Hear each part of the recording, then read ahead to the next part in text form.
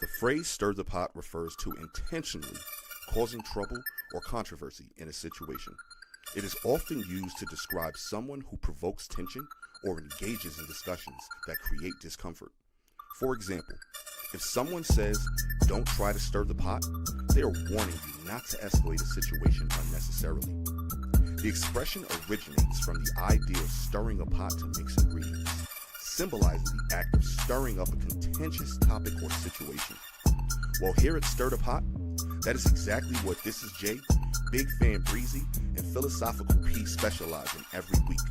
So buckle up for the next 2 hours as the Triangle Offense cooks up that essential flavor. Stir the pot. Come get a whiff. Come get a whiff, Nova, from Pinky.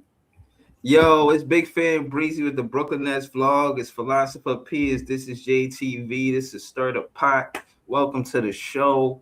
Come get a whiff, man. What's the word, y'all? I know how I want to start, but I started last week, so I ain't gonna start. But I know how I was gonna go ahead, man. If you got a hot topic that you want to go ahead and fire off with, man, by all means. All right. Well, for one, I want to say shout out to the lawyer. History Month. Shout out to the lawyer that got the tenderism trademark from Walter Tenderism Johnson. Made sure that went through. We got the situation situated. Now tenderism is with Ron Isley. Now he's on Nightcap with Shannon Sharp and Ocho Cinco. Tenderism is being taken to the next level. Like everybody knew he was already next level. You boxed in. You a shark in a fish tank.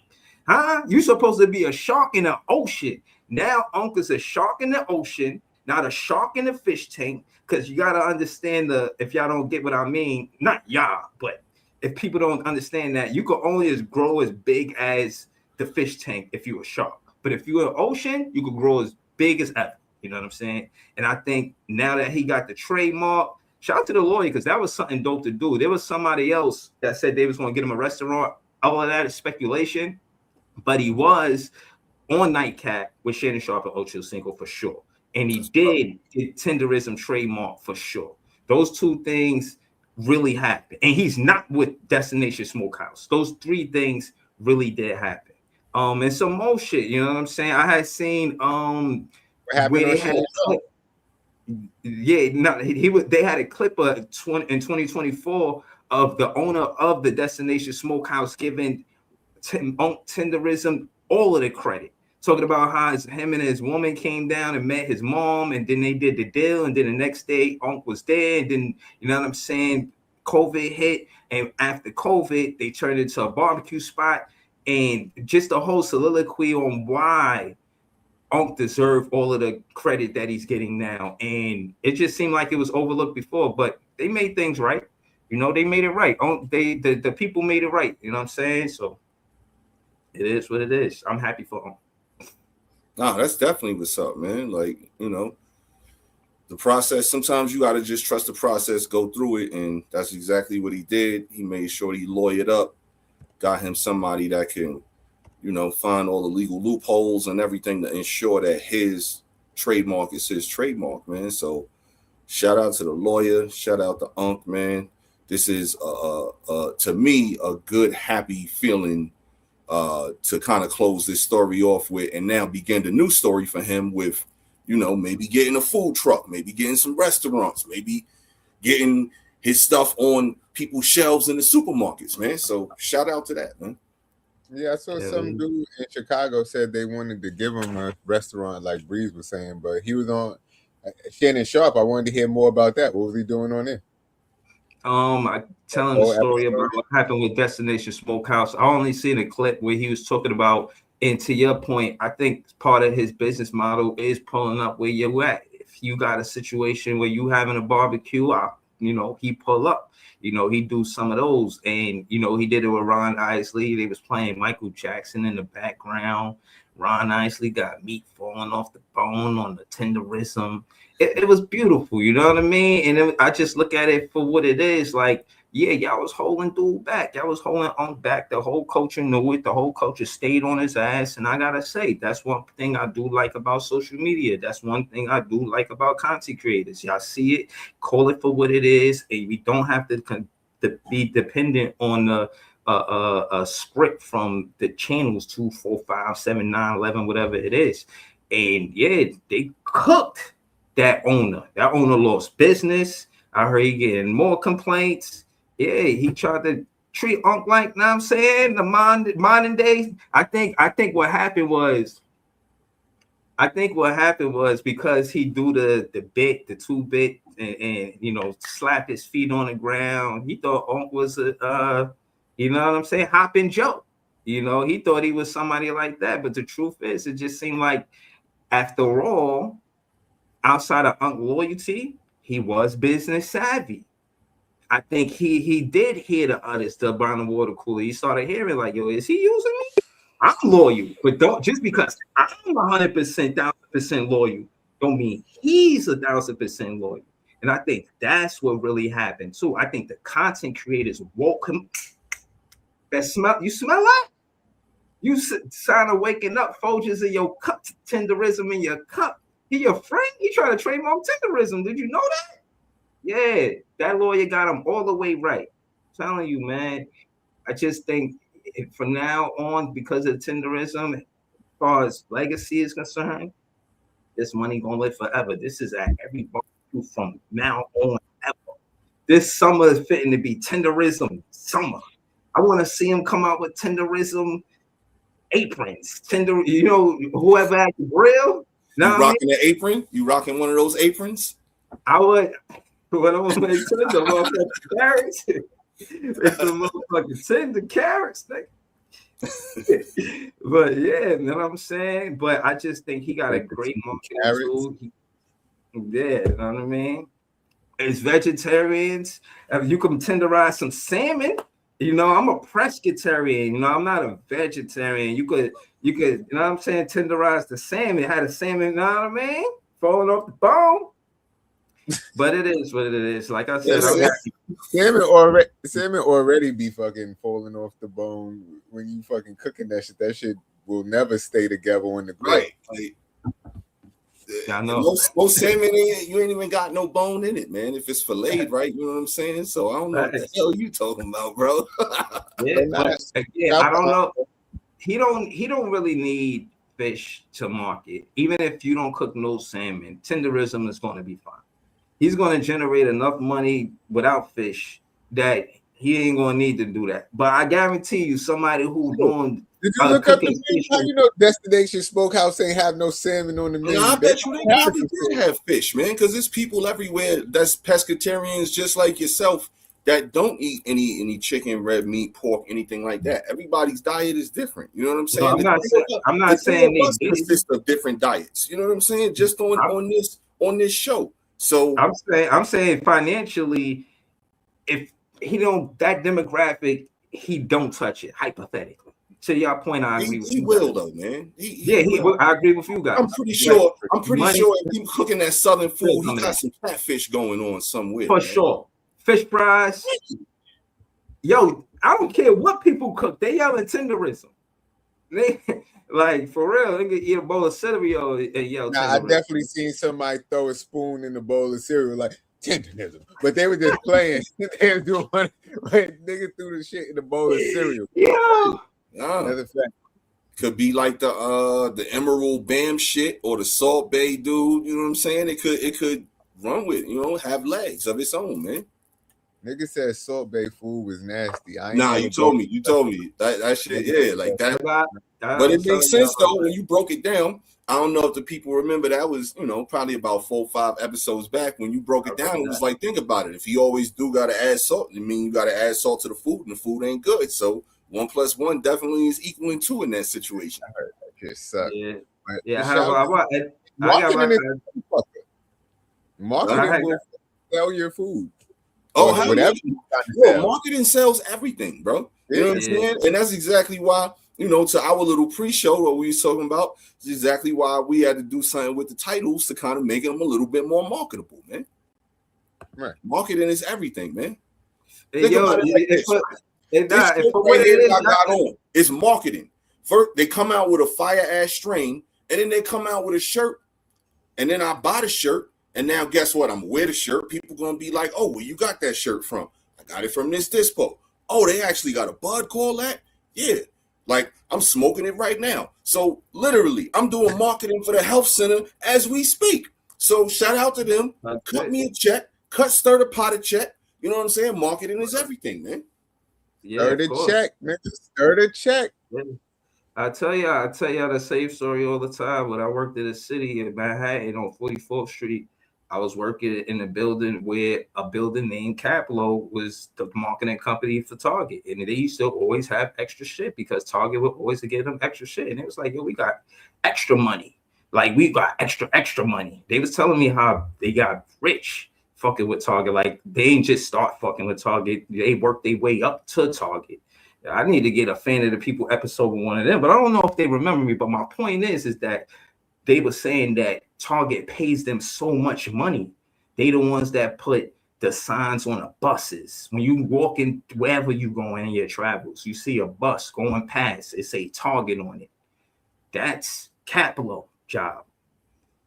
That marketing company, and when you think about billboards, they was putting Target having billboards sometime. You feel what I'm saying? Like, so it's not just little shit like at bus stops, which is cool, but on a bus, on a billboard, big money.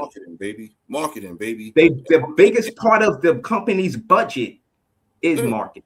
The company that I work for, marketing is everything with that company. Literally right now, I'm trying to get into commercials and advertising and stuff like that in the voiceover field. You know, that's basically had a audition for that earlier. You know what I'm saying? And that's companies, these are big companies and smaller companies that all are looking for people to voice commercials and ads for them to market. Mm-hmm. Could be TV, could be radio, could be internet. Yo, it's marketing is everything, man. Just think about it in your commute to and from work. You know what I'm saying? Yeah. You reading stuff, you seeing stuff on the walls. Maybe you listening to the radio, or maybe you listening to some type of Pandora or Spotify or something like that. Advertisement there, YouTube. Like, yo, marketing, it's everything, man. Without marketing, the consumers won't know what to buy. That's the thing. I disagree with that, but really though, if you don't know it's out there, how you gonna know to buy it? I don't mean like the brainwashing aspect of it. No, I mean, that's what I think. That's what I'm saying. There is a brainwashing aspect to it. There is. That fucking makes people buy shit, because I feel like if you go to the store and you need something, you'll buy stuff. But it's the brainwashing aspect of marketing that trains people that they need to get this over that, or that this is more valuable than that because it costs more, or the way they position themselves with marketing. Like, they make this one the upper echelon of the products. But if you look at the fucking ingredients, it's all the same shit. Yo, perfect example. Think about this, right? And you and I are part of the maybe problem with this cog that I'm about to bring up, or cogs in this problem, I should say. But yeah, we all need shoes, right?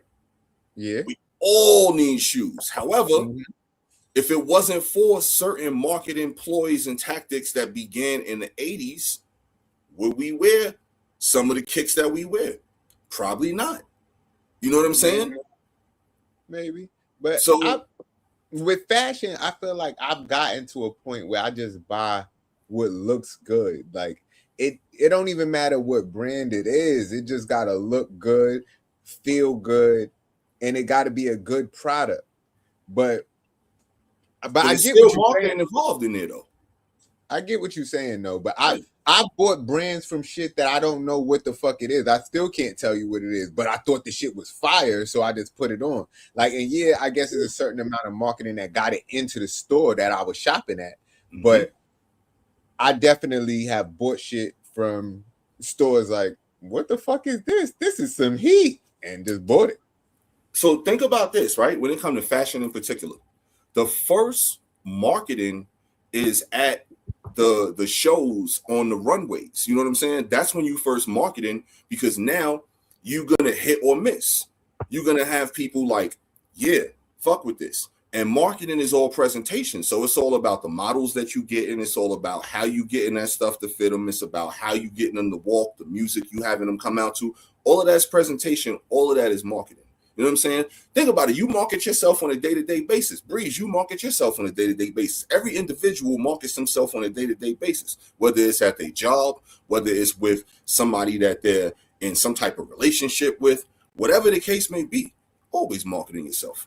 Yeah, I mean, that to me the obvious, you know what I mean? But I get, you know, for the listeners, yeah, it is what it is. And again, it's not for you to, you know, only observe, it's for you to embrace that. It's about promotion, what you promote, what are you about, what are you, you know what I'm saying? And again, in me, y'all see me, I'm consistent, and I'll give you out a backstory. Born in the Apple, this is my God hat. This is his clothing line. He an African American businessman. He got his own clothing line. I wear his hat almost every episode. That's intentional marketing. You feel what I'm saying? This is my podcast, Big Fan Breezy. You know what I'm saying? I wear this not every episode, but I wear it. You know what I mean? And you know that's intentional as well. That's marketing. You know what I mean? So again, it's for you to embrace. You know what I'm saying? And yeah, you know, to not be long-winded about it. Tenderism with the right marketing to the moon. Have y'all seen this guy? It's a guy on fucking Instagram that's talking about, because you got me thinking about the brands, P, and he's like putting Polo on blast for taking so many ideas from newer brands, because it's like he was saying there's a lot of dudes that grew up loving Polo and wanted to work at Polo, but they ended up making their own brands, and now I've seen that content. Running out of ideas and shit. And now Polo is stealing. Like it was some jacket that he pointed out that was basically a Steep Tech jacket, but they just put Polo branding all over it and stole the Steep Tech and made it into Polo. And he's like, this is not Polo. This is really Steep Tech. And then he was just talking about the fact that instead of like partnering with North Face and making a Polo co-branded Steep Tech, they tried to steal it and put their logos all over it. And it's not as good as I think it was like Aim De Leon or something like that. I made something. I can't remember the name of the brand. No, I'm with you. They got a co-branded jacket with fucking North Face, and that shit is fire. The shit look like some Firehouse shit. That shit is fire. Sure, and the jacket reselling for like $1,500 because it was so dope. And it's just like, it's certain people that are actually pushing the culture forward. And the dude got like a whole series of these videos now. Oh, I just found it. This is the joint that I'm talking about. North Face now. If you remove this and this, it's still the North Face. You see me. Change this black. I've seen that.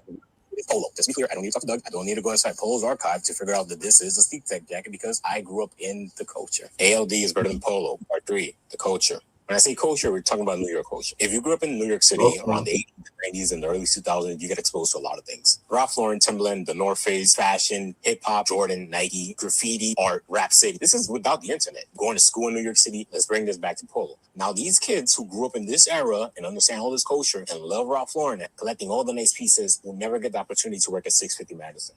Never. They're not. And that's part of the problem. Do you know why they won't hire these people? Because they don't fit into the workplace culture. Have you seen the staff at Polo? It's a bunch of white girls from Connecticut and transplant that graduated from Savannah. Respectfully, because you do need people who know how to sew and understand patterns and scaling and grading so they can make you a nice piece of clothing. The people that didn't cash in the very first video, this is James. He's the new creative director of Polo. But what do I know about Polo? In fact, take Ivy. This book been there since the first episode. This book came out in 65. Ralph Lauren started making ties in 67. Ralph started everything. So the kids who grew up in the culture never got a job here, which is not even that bad, because the kids who understand Ralph Lauren and love Polo growing up all got a job at Supreme, LOD, or started their own brand. Now, the culture matters because if you have the culture in the room, the culture will tell you, you should not make a fake Steep Tech jacket. We don't need this. Do you see why the culture is needed? We need people in the room to make these decisions. I'm getting crucified. I don't know Ralph, but if you know Ralph and this is the Ralph that you like, don't let me stop you. Buy 7 of them. But Can you imagine how nice a official Ralph Lauren, the North Face collaboration would have been? Put some Gore-Tex on that, something elegant, something nice, something like.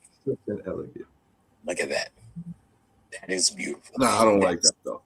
This right here, this is money. That is money. The culture brings you this. If Ralph Lauren was doing their job, there would not be no ALD. Which I'm happy. Yeah, bro. He long-winded, man. But nah, like basically what it sounds like they trying to do is Drake niggas without Draking niggas. You know what I'm saying? How Drake hear a song, oh, it's about to be my song. I'm gonna jump on it. But at least he do a collab with him. So Low is Draking him without Draking him, basically. Mm-hmm. But the thing is, Low, I feel like just like he brought up Supreme, I realized a couple years ago, Supreme, all they do is steal old ideas and make it their own. Like every single idea is a remake of another fashion thing. But Low is starting to do that now, and they trying to be Low with it. Right. And it's gonna be too obvious for people who really know they shit. You know what I'm saying? Like people who've been collecting Low pieces 20, 30 years, whatever the case may be, they're gonna be able to see it right away, man. Because Ralph just looked like Ralph. And if it start looking like something else, come on, man. Ain't fooling nobody, man. But I get with the whole thing. If I'm coming into the game and I'm trying to do originality and you the big dog and you take what I do, like, damn, I'm trying not to step on your toes in the first place and you take my shit. So it's just that engine. And you got the manufacturing to manufacture it worldwide. Already got the marketing team. You got to be sitting there like, how is this happening? You know what I mean? Like, that's crazy. So I can see why he made that video. It makes sense. Shout to Dude. No, and all they had to do was just do a collab with series of them. Like all they had to do was just do a collab with him, man, and it would have been righteous. They would have been able to charge crazy bread, and people would have been paying it for it. It would have been righteous for that collab, for that jacket. They would have probably charged like I don't know, anywhere between $1,800 and $2,500, and people would have been eating that up, man. Man. Again, I wish the business wasn't like that. You know what I'm saying? Because business, like why does it have to be this way? I'm gonna wrap up the Paramount, Netflix, HBO shit. Paramount won, man. It's official. They beat Netflix out. They took that $31 a share shit that I talked about, I think 2 episodes ago or last episode, I can't remember. So they took the $31 a share bid. Basically, it's gonna be crazy bread. And they already are putting the plans in together to combine Paramount and HBO Max into one streaming service. They're going to leave the studios and everything separately and let them run and operate individually under one basically huge conglomerate. But the streaming service, they bring in everything together. So somebody somewhere told them to do it this way, and we'll see what happens, man. Yeah, shout out to you for concluding that, because I think we've been listening to the ongoing part of it over a month now. Yeah, it's been like months, two, maybe even longer than that. But it's been a lot, man, and it's finally over. So for sure. Yeah, well, it would have been, I'll say about 2 months. So one streaming service. I know they're probably going on. I mean, I was trying to watch the Stuart Scott, and they, like you said, they leaving and they coming together and they gonna be the same conglomerate. Personally, I'm tired of HBO changing motherfucking streaming services. They was HBO Max, then they was the Show Max or whatever the fuck. And now they just gonna be Paramount. Then it was HBO Max again. They switched back to some. Like, bro, but that's how you know they're struggling. Apps on my TV that I forgot to delete the other ones, but they don't work. Like, I was trying to watch the Stuart Scott, and it was 30 for 30, but I went to the ESPN. Yeah, when I went, I was trying to see what the price was. It was $30. I was mad because they made it where it was the bundle and it cost some more. I was just like, I only want to watch that one episode. I was mad that I had to pay $30 to watch that one episode. Like, let me just watch that one episode. Why now you can watch a bunch of other shit if you want to, and then to get your $30. You pay 30. You pay 30 for the 30 for 30. Nah, man, you gotta watch some other shit to get the money's worth, man. You know what I'm saying? Like, I'm not trying to do that. I'm trying to watch one episode and then I'm good. You know what I mean? They're trying to get me. But now, Right. Jay, back to you talking about them changing names. That's rule number one in business, bro. If a person or a company or something ain't solid on their name, that means something ain't right. That means the recipe they cooking up, that shit ain't correct, which is why they change the recipe. It's no different than dudes in the hood on the block selling vibes. They got red caps one week, the red caps ain't hitting, now they move the yellow caps. It's no different, man. Man, I don't care. I just want to watch the shit.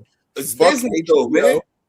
Like think about Burger King. All right, so Burger King, Bro, right? as They a had a consumer, chicken sandwich. I don't care. But Burger King had a chicken sandwich for like I don't know how many years. I'm not talking about the original one. I'm not talking about the original one. No, I'm talking about like all the different other ones they've had over the past couple years since the chicken sandwich wars have been a thing between Popeyes and Chick-fil-A and Wendy's and all of that shit. You know what I'm saying?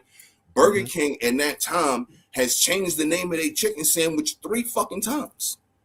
Cause ain't nobody talking about that shit because it ain't hitting.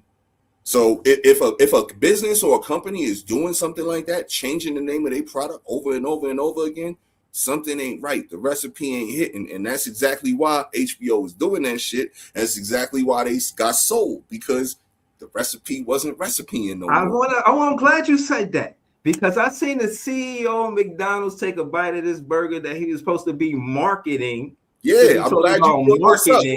And what I'm saying is, if I'm marketing some food, I'm fucking it up. You're gonna watch me eat it, lemonade, smoke a blunt, probably for entertainment only, whatever. Bruh, that's marketing. You're gonna see how the plate looked before I got it, and then you're gonna see how I look after I got it. You said smoke a blunt for entertainment only? How about medicinal reasons? Medicinal, yes. Medicinal is what I mean. You know what I'm saying? But I'm saying that to say that's how you market it. You enjoy the food. When you think about food that you really want to eat, you think about the setup. You're like, oh shit, I'm finna watch the game. I'm finna He was somewhere, it looked cold. It was like an office, none of his co-workers was there. Like, what's going on? And he took a nibble. He said, let me take a big nibble of the burger, like he didn't even like it. Right. Now, I looked at that burger like I would never. Yeah, it's Burger Wars right now, and I love it. I was gonna talk about this shit, man. I've been following it the past couple days, man. No, because he's talking about marketing. Marketing is like marketing. Like that's not how you market some shit. Like he dropped the ball, man. He dropped the ball, and so I actually, like I said, I've been following this the past couple days. Somebody flipped his name online and had me crying. So his real name is Chris. His real name is Chris Kempczynski, but they calling him Kubitsky because he only took like a little bite. Like, so they calling him Kubitsky.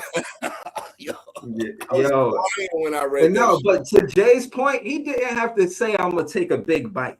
He said, I'm gonna take a big bite. If you didn't say that, you know what I'm saying? You could have said, I just ate 5, 6 of them, so I'm only gonna take a little bit. Set it up. We don't know. You could be lying. Even if you are lying, you market it the right way. You just gonna go there and say, and you calling it a product too?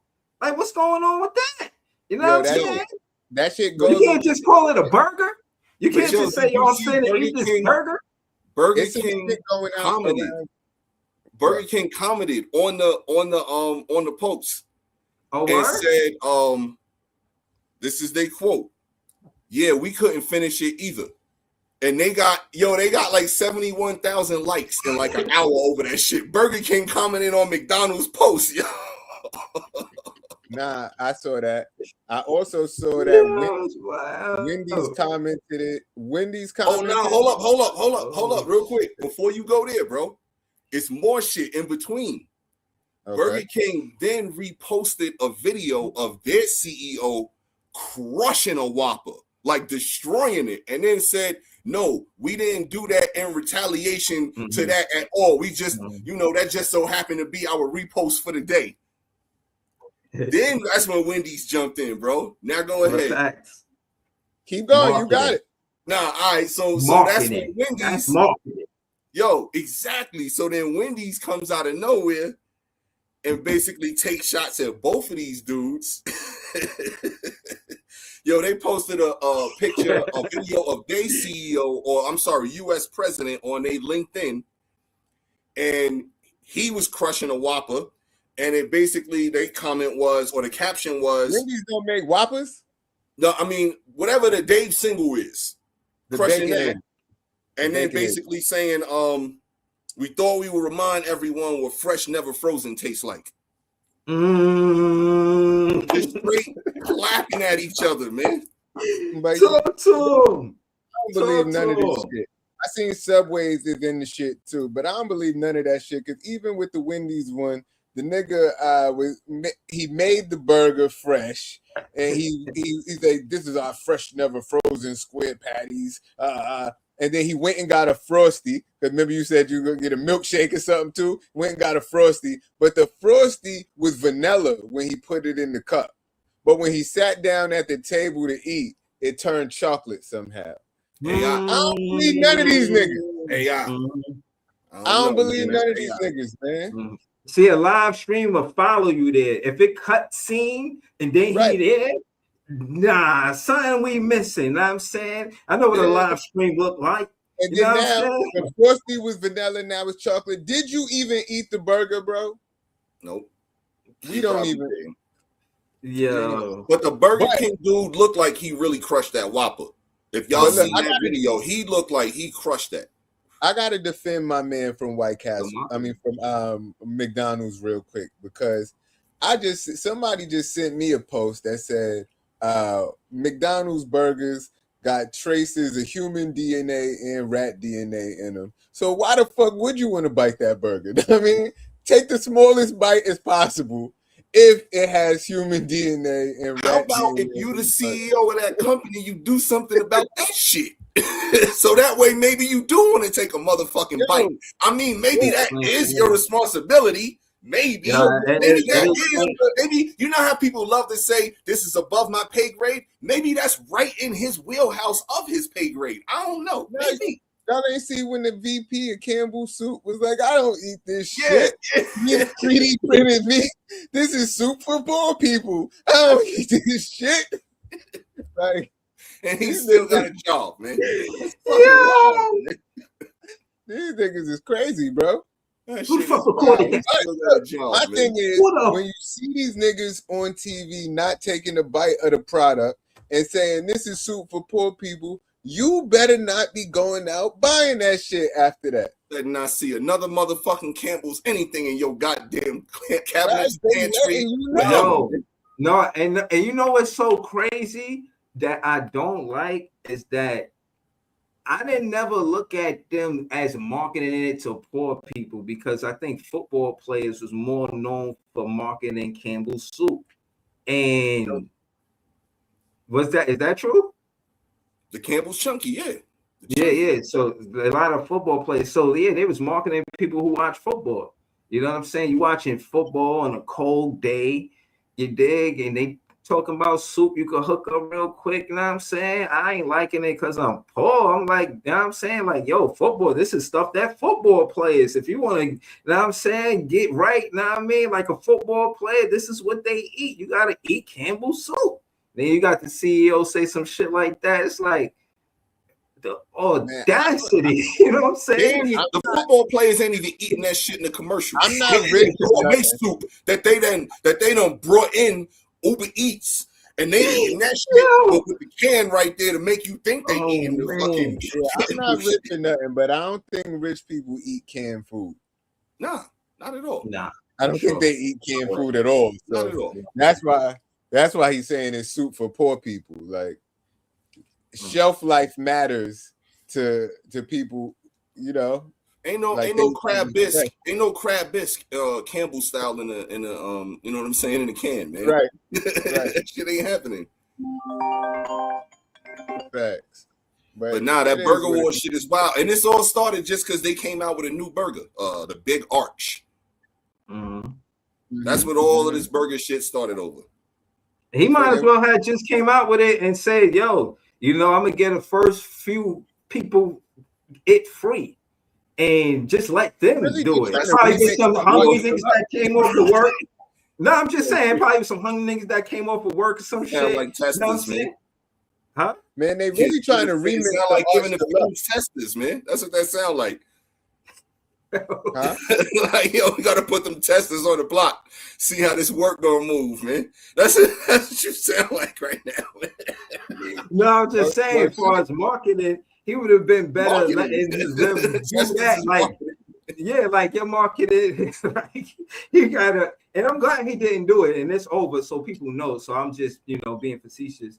Like he could have, you know what I mean? You know how those construction workers or anybody, they see a food truck, they somewhere far, you know what I mean? And it's just giving out free hot food. He would have had a better chance seeing what they would have did to those burgers than that nibble. That nibble, everybody, I bet you Uncle Murder rap about that nibble in the motherfucking wrap up. That was the bite scene worldwide. The bite scene worldwide, man. Like, we did not like this product, man. I ain't rocking with that, bro. Well, y'all talking about testers? They said Wendy's right now they doing a thing on Instagram and on social media where they're looking for someone to make $100,000 a year testing Wendy's burgers.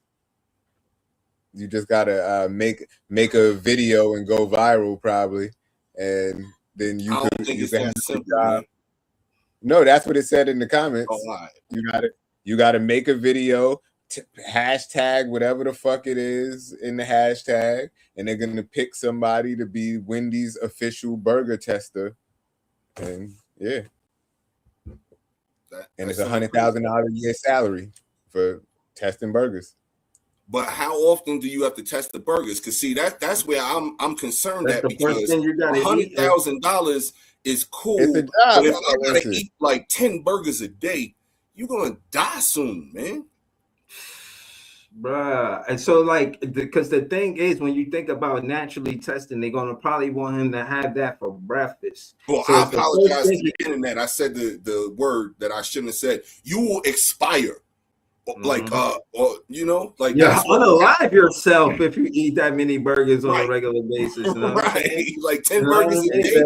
Nah, man, I'm not doing Yeah, it. nah, man. that's not. And I cool, like man. a good burger, but I'm not eating 10 burgers a day or no wild shit like that, man. Nah, Okay, it man. says Wendy's just announced they're hiring a chief tasting officer who will work from home and eat Wendy's all day. And he The works from CTO home. He's not getting no exercise. The CTO has a salary of $100,000 and will try Wendy's products, create content, and even star in ads for the brand. You can apply by the end of the month either by sharing a video on Instagram or TikTok using the hashtag Wendy's CTO contest and tag Wendy's explaining why you deserve the role, or upload it to their Wendy's Chief Testing Officer.com. See, I pray nobody get that job, bro. That shit is no What? money. How you gonna pray nobody get the job? Damn. well, I'm gonna pick some more holes in this job, man, because now they talking about you gotta appear on commercials and shit like that, and you still getting that same little $100K. So I guess so. nah, man, you got to be able to renegotiate, because now if you using my name, image, and likeness in that type of way, where you basically got me, parading around for free, and I'm not getting compensated in none of these ads or anything like that, that's crazy work. Because $100K, like $100K, if I just got to eat the burgers, that's one thing. But now if I got to make appearances, if I got to post videos on social media, if I got to appear in your advertisements and your commercials, if there's a public appearance on TV or something like I got to appear on that, and I'm still getting this same $100K a year, nah, that's a dub, man. Well, listen, $100K just to eat a couple burgers a year is still $100K. Nah, a couple mean But two. now When you you look doing at all the- that other shit. Nah. When you look in the dictionary, and you see what a couple is two. Like it's a difference between two, a couple, a few. Except in several. Utah. Oh man, I'm telling you, man. Yo, nah, I hear y'all. I hear Couple y'all. is two. But You still, said 10 and it's two. not a very labor It's a intensive fatality. job. You know what I mean? But you don't agree though. So now you telling me if you signed up for No, I something do agree. 100K But- and you on TV doing all this other stuff and you still getting that same 100K? No, I do agree, but I also think that 100,000 to eat a few burgers is He went from a couple to a few. So that's overpayment, and what y'all are saying with a likeness and shit, that's underpayment. But it could meet in the middle somewhere, because just to test burgers, $100,000 salary sounds a bit excessive as well. Gotta have some escalator clauses in that contract, man. Like, yo, if in the contract, do I can make It sure might that be. We don't know that. we need Unk owner to negotiate that contract for whoever gets that job, man. So let me ask you this. we putting the plug together for the people. It might be extra clauses for commercials and shit. Yeah, it gotta be, man. Because that's just unfair, man. So hold on. Let me ask y'all this, because I just thought of this listening to y'all. Do you think that Unk should partner with maybe Baby Back Ribs or Arby's or Texas Barbecue? You think he should partner with them in some type of way? You know what I'm saying? Maybe, I don't know, do some type of business where he, I don't know, get some money that's reciprocated or residual or something like that. You know what I mean? Do you think he should, or stay independent? Like, what do y'all think the best thing for Tenderism is? Like, far as, you know what I mean? What he should do. I'm just stirring the pot. Like, obviously we don't know, you know what I'm saying? But I'm just stirring the pot because, like I say, I don't want to see him in a bad contract. You know, I just want to see him to get around good people and, you know, see what his business model could do on its own before. Kind of like what we were saying about the Seahawks at selling high. You know what I mean? If he was to do business, wait till he win the championship, whatever that is in business. You know what I'm saying? So he can know what he's worth when he is negotiating. You know what I mean? I don't think he knows his full worth, and he won't know until he marketed it the right way. But I think this summer is going to be big for his rollout. Man, shout to him. Or, I mean, the restaurant business is tough, so it's probably one of the toughest businesses out there to constantly make a profit and succeed in.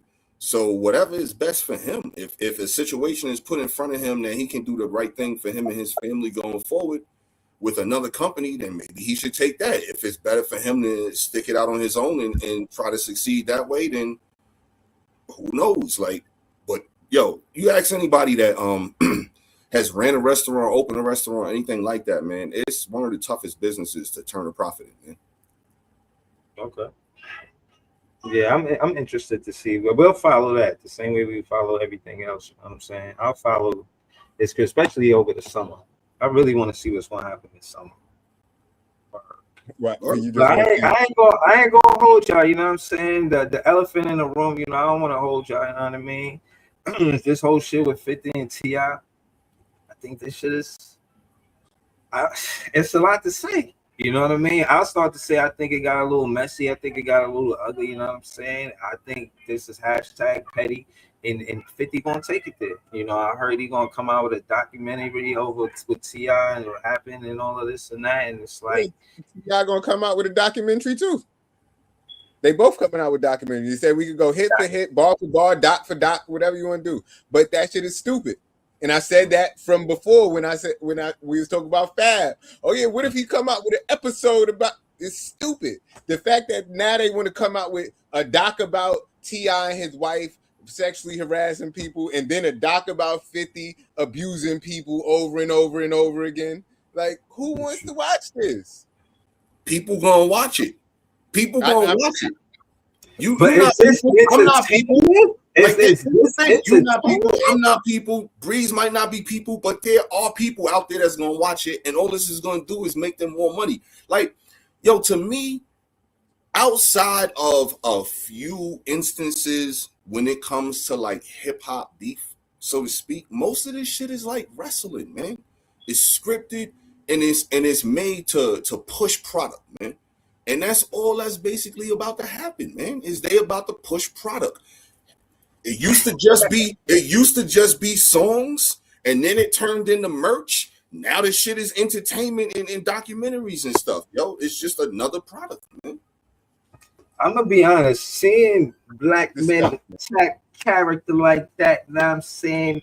And again, what's true is true. I don't know what's true. So they doing what they doing. You know what I mean? But if the intent is just to, you know, sell, It's like, how low will you go to sell? Is there integrity in business at all? You know what I mean? Like, Jesus. But it started over them trying to push a verses, and now since they didn't push the verses, they pushing other product. Like they called the audible. That's basically what happened. They called the audible to still make a bag. I ain't mad at it. I don't think the fans. I don't. When I look at the money, whatever the money difference is between with this engine and how they trying to get it, and if that's what it is, and you know what I'm saying, them getting it with the verses, I do think they make money with the verses. I don't think you miss with the verses. It's a celebration of music, song for song. I think that's a good part of hip hop. I think that was probably like the closest thing to like dance battles. You know what I'm saying? Terrible verses. Like that's a terrible verses. Like I said last week, it's a terrible verses to me personally. No, actually, I look at that shit. Like nothing about that shit makes me go. Yeah, I looked it up. It's way closer than it seems, because I thought that 50 had so many more hits than T.I. It was going to be like not. They have the same amount of number one hits. The T.I. got a few more, like about 8 or 9 more top 100 entries, and 50 got maybe 2 or 3 more top 10 entries. It's way closer than I thought it was. So it's probably even better of a version. The styles of music is like you wearing a polka dot shirt with fucking plaid pants. That's what the style to me feels like, and that shit is just nasty work. Yeah, I don't know. That's the part that I don't feel about it. I hear you with the hits and all of that shit, but them, like I said, give me Busta versus 50, give me T.I. versus Luda. I love both of those so much better than 50. I don't know why you keep saying give me New York versus New York and give me Atlanta versus Atlanta when it's supposed to be New York versus Atlanta. That's going to bring 2 different markets. Like you bringing the same market. The styles just don't mesh. Yeah, nah. The styles don't mesh at all. Name me a versus where the styles was so off like that. Pretty much all of them, probably. Nah, I wanted to see the Locks versus. That's one of the big things about the verses is the styles blend. Fab versus Jada, the styles blend. X versus Snoop was different, but it was the whole dog thing, and both of them are highly marketable. So it's still blended. You know what I'm saying? Like to me, nothing about 50 and T.I. blends. Nothing about 50 and T.I. blends to me, man. Like name me some other verses that y'all could remember off the top of your head. Like I bet you they mesh, they blended. Yeah, no, I'm not knocking the blend. I agree with you, actually. Yeah, I disagree. It didn't have to be that messy with the whole thing. I totally disagree. Jeezy and Gucci. It was past beef before, which made it even more intriguing. And then they styles blend, they mesh. But my thing is, in the fan world, I want to see 50 ignore T.I. like, nah, I don't want it with you. But then I want to see Busta pull up like, I want the smoke. And then I don't think he's going to ignore Busta. You know what I'm saying? But what I'm saying is that's where the fans win. The fans don't always win when they at each other like this. Like, I don't really look at it like entertainment for real, because I just think some of that entertainment, disrespecting mothers and all of that. That mothers like turning into detective work. Like, is it? If they are doing fucking documentaries about each other, since when is hip hop turned into detective work? Let's go get the fuck out of here. That shit is nasty. That shit is stupid. Let's bring police attention to people. Like, that's corny. It's all corny. These niggas is doing, man. They don't care. They do what they doing, man. That shit is corny with a capital cornball. But if that's what they're doing, that's what they're doing. But that should have this should have been whacked at me from the beginning, man. Like all, I don't think all of sound clash. I don't think a sound clash has to be music that sounds similar or sound good together. It's putting this verse that. Like, it's not. It don't have to. You trying to figure out which one is better, so they don't have to sound alike to me.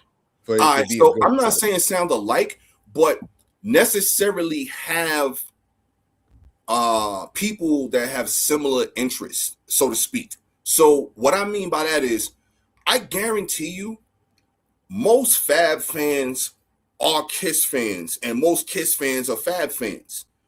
I guarantee you, there are a big number of people who like T.I. and don't fuck with 50, and vice versa. So for that to be like, to me, if you're listening to something to be impartial and then give your deliberation and review on it, then shouldn't you be impartial? Should you not be coming to the table already on one side of the fence? Because then how are you giving that music an open listen? You just listening to the music. That's why I like battle rap, because when niggas is battling, it don't matter who you like or who you don't like. You're judging what's happening right now. Agree. Who's winning and who's losing right now. You could be a Murder Mook fan and come into the battle and say he just got cooked tonight. That's what happened. Now, to my point, battle rap, all battle rappers, they have different styles. They have different deliveries, different techniques, different wordplay, everything like that. But the shit all blends and meshes. And that's why you can be impartial when you listen to it. That's not true. Because a nigga like Bill Collector or a nigga like O Solo has a totally different style from a nigga like... I just said all of that. I just said all of that. You can have different styles, different flows, techniques, wordplay, cadences, all of that. But it still all sounds good together. If you say so. Like, I'm just saying. I thought everybody that liked battle rap said battle rap sound good together. Not really. Some people don't like certain matchups the same way you saying certain matchups don't match up. But no, certain matchups nigga is still gonna win or gonna lose. Like a nigga gonna win or gonna lose. Like some people wouldn't want to hear O Solo versus Murder Mook. Like, but if O Solo wins that battle, that would give him like supreme status because he beat the nigga that's supposed to be one of the legends. Like, well, people coming into that impartial. Like, I guarantee you, people not coming into that situation like, yo, I absolutely don't like Mook. So since I don't like Mook, I'm automatically giving O Solo the dub in this battle. You know what I'm saying? Yeah, like, nobody is doing that. Exactly. But I guarantee you in verses, yo, bro, it's people that don't fuck with Tip. It's people that don't fuck with Fifth. Like, I've heard people say, don't like this person, don't like their style, don't like their flow, don't like their music. So when going into a versus, they probably either one, not gonna watch the versus because they don't like one of the people at all, or two, automatically go, yo, it was 19-1. It was 20-0. It was a sweep. Yeah, but you can't say that when you're watching it and you're seeing your man lose. Like when the last verses that they just had, the Hit Boy versus it was the two producers. It was Hit Boy and somebody. But I thought I went into that battle thinking Hit Boy is about to smoke this nigga. He did not. This nigga started playing all them Juicy J shits and whatever he was playing. It was killing them Beyonce shits and Drake shits that Hit Boy was playing. Like, it was not close. And like, I went into it thinking, oh, Hit Boy's gonna win this shit easily. It just didn't happen that way. Like, I feel like you gotta, when it's head to head, it don't matter who you like. You gotta look at what's happening in front of your eyes. And when you see your man up there saying, y'all want to do 5 more? Nah, let's just end it now. Like, you know he lost because he's not even willing to keep going the distance. You know he lost because look at his face when he aced. There are certain things. Your man is looking bad right now. You can't deny it. And you actually think a stubborn person won't die on that hill, won't go down with that ship? Yeah, but the comments are gonna tell him you're bugging the fuck out. And they and that person still rap is. Like, you could say your man winning, and then it's 35 other people saying no, he sucks. This is not good right now. Like, you can't fight that. In a situation where it is no declarative winner, where something is not awarded to someone for winning something, two people can come out feeling like they won the same battle. But the culture will let you know you're wrong. Like after, But both after sides, both sides are engaging, like interacting. You get that interaction between the fans. That's what make battle rap dope too. Because I feel like the culture will let you know you wrong. After the battle, when a nigga lose a battle, after the battle, you see the nigga on fucking Twitter trying to explain how he won and this, that, but the other nigga is not doing that because he know he won. Like, you don't have to declare a winner for the culture to crown a winner. Niggas know who won. But that's perspective, because a lot of battle rappers complain about crowd hype and how you really got the crowd. In the spaces is to speak directly to fan. If you just talking about marketing and business, straight to your consumer. You know what I mean? Direct to consumer. Right. So again, just the whole marketing part of the spaces part, like, yeah, you may say this and that, but they might look at it as a business model. Like, you know what I'm saying? Let me tap in with the fans. Let me explain. Because when I said, yeah, no, there's no way he was fucking with that. That's So I the don't nigga know, that you know lost. what I mean? Like, But every time, that's the nigga that lost. But then you also got to realize it be other shit when it come to crowds too, yo. Let's say you in a home crowd, right? Let's say home crowd, you from wherever the venue is. It don't matter if you cooking that other dude or not. No. Nigga, Hitman Holla was the biggest battle rapper in battle rap at the time. Bill Collector cooked him royally. No debating. Like, okay, but again, like I was saying, if you in a home building and you not really killing this dude, but the crowd is all behind you, that can sway people and being like, yo, man, the crowd was going crazy. Well, yeah, it's because he grew up 10 blocks from the spot. I hear you, but I don't be seeing it like that a lot of times. Like, that's a lot of you, times, bro. You gotta understand there's millions and millions of people beside you.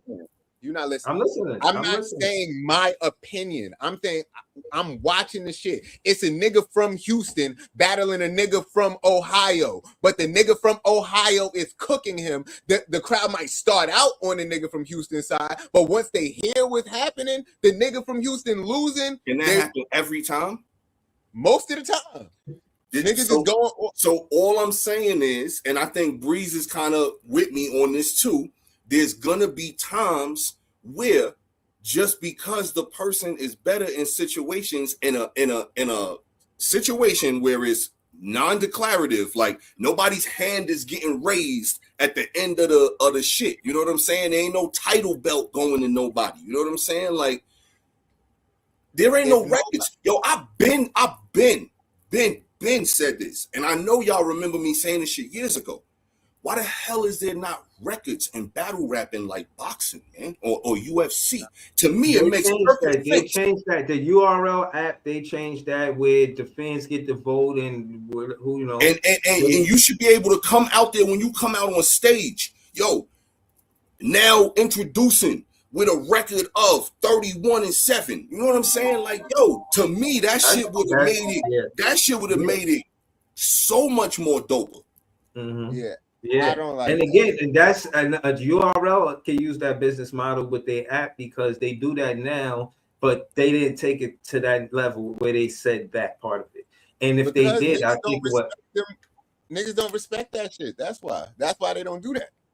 But what I'm saying is, why not authenticate the app? Why not give credit to the votes? I mean, it's saying who won based off of the app and the percentage of fans. If it's 200 people voting and 140 people voted for this dude, it looked like he won. But if you in your mind, you say like, nah, these people were wrong because I see this and that. You right for saying that. That's your perspective. But that's why not?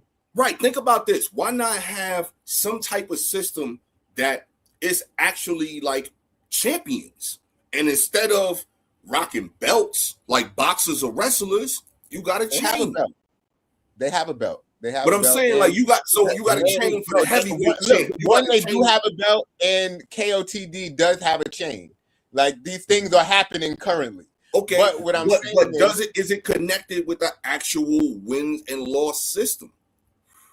No, it goes by like whoever wins and who loses is what the culture says. And the thing is, everybody doesn't always agree. That's part of it. Everybody don't always agree. And just like you saying, the crowd could be biased. Judges can be 10 times more biased than the crowd. And Well, to on Bree's top of point, everybody's the judge. no, because when you got the votes on the app, the problem with that is most people don't have the app. So only the people who have the app get the vote. So then that, like, and But then a again- nigga could pay all his mans to get the app so they could just go vote for him. Like, Right, but no, this but is- all right. See, this is why I'm saying this. Let's get the app out there so more people have the app in their hands. Right, but Jay, but think about it like this, bro. You got to realize That's in why the niggas business don't value model the of app. it.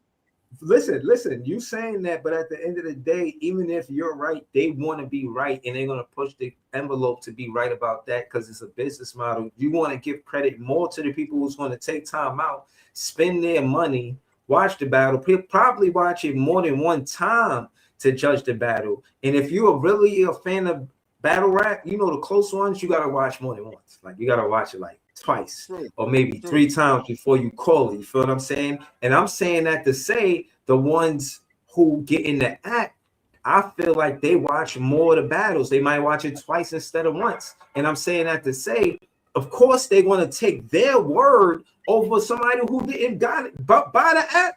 Word, you talking about that don't have no credit? They looking like, well, they bought the app and they took time out to. So why is their word more important than your word? you Think don't more matter realize of fact, the people who buy the app word is more important than the people who didn't buy the app. In the business model, that's what they're trying to do. They're trying to make those fans more important because they're investing back into the company. You feel what I'm saying? Why pay attention to the fans that's not buying the app? Why pay You can attention say to that. that? Exactly. Look, That's you like can say that. You can say that. But realistically, Smack used to say you can't copy respect, and he got the app, tried to make money, but now every other battle rap league has copied respect because they are still on YouTube, and it's not about money when it's about the culture. The culture is the people who actually give a fuck about watching it. Culture is free. You don't have to. He tried to fucking make the money, and go ahead, make your money. But then he let mad other battle rap fucking leagues come out of nowhere, get the battles that niggas wanted to see, put them on YouTube. More people get to see them. You don't see a lot of Smack artists is like, damn, why am I trapped on the app? I'm just trapped on the app and nobody is seeing me. I'm over here in the NBA of battle rap and nobody is seeing me. But these other niggas is on YouTube building their name up. You can't fucking dictate you can't dictate the culture. The culture moves by itself. No, that's definitely true. However, it's still got to be a way to vote to give people wins and losses to make things definite, man. It probably because has to be and a win and a loss. You could argue, but I did have some good moments, absolutely. But that at the end of the day, you lost. I won. You know what I'm saying? And that's the thing. And that's the thing that I'm saying though is like when it's unsubjective, pretty much when it's just up in the air. You're gonna constantly have. There's not gonna be anything definitive. And to your point, and hold on. And to your point, what's important to say is it shows win and loss, and it'll show different colors. In blue, he won. 51% say he won. In red, 49% say he won. That's a classic. So even if you say, all right, he technically lost, if you go on the app and see that 51% say he won it, you still like, oh, nah, let me watch it. I might change it, make it 50-50. Or, you know what I'm saying? My vote really counts. My vote really matters because you could change the percentage and you decided whether it was a win or loss for the person that lost. You might add on to it. Like, yeah, he did win by a little bit. You know what I'm saying? Like, it's like battle rap, the way it's judged, it's either a body one way, somebody got edged, or it's a classic. So then that's pretty much a tie. Like, and you don't need, if you actually watch the battles, you don't need nobody to say that. But like, who the hell want to kiss their sister, man? It's one of those things that if you know, you know. Huh? Who the hell want to kiss their sister? That's what a tie is, man. You kiss. It's like, who want to do that, man? Look, Nobody. and did you see the content where Smack came out and he was saying that ain't gonna be no pay-per-views no more because too many people's is bootlegging the content, taking the content and they getting the content, basically taking money out of the pocket. Now I know in business you expect that. You do expect to take a loss, but I think he was taking too much of a big loss. And he was, saying like basically I can't stop these dudes from doing that. Anytime I do a pay-per-view, I'm losing money. They tried to go as mainstream as possible with caffeine. It didn't work. The contract didn't make sense. Murder Mook kind of took the lid right off of it and said what he said in that Tay-Rock verse. He was saying what he was saying. He was talking about the contracts, and that's one thing that I like about Murder Mook as a battle rapper is he gets to the contracts and explains and articulates that part of it and explains like, yo, I can't let them, exploit me as a talent.